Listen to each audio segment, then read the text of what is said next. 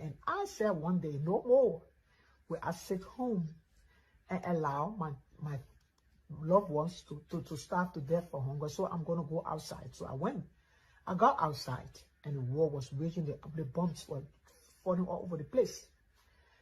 And when I got to a certain place, a certain area, the rebels were, the soldiers, those who were fighting were all in hiding in ambushes, you know. So no one was outside. The place was only bombs and guns, but no one was out of a sudden. It got quiet. So when I was outside, I was like, okay, the war has a little bit subsided. Let me just go and find food.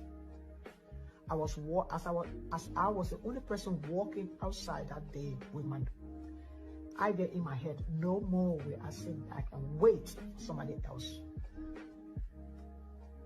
One of the soldiers screamed from his hiding place and said, "Woman, what are you doing outside? What is wrong with you?"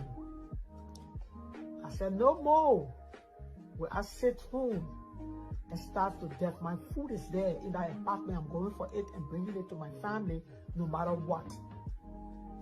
He said, "Then you hurry up and get the hell out of here because we are fighting war." I said, "I know that."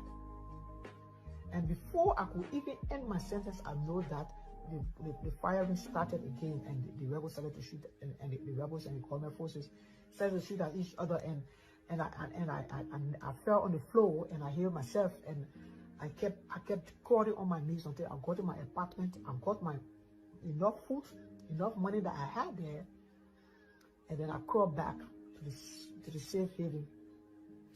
And when my family members and friends saw me, everybody screamed out of fear from, "What in the world were you thinking?" And I said, "No more."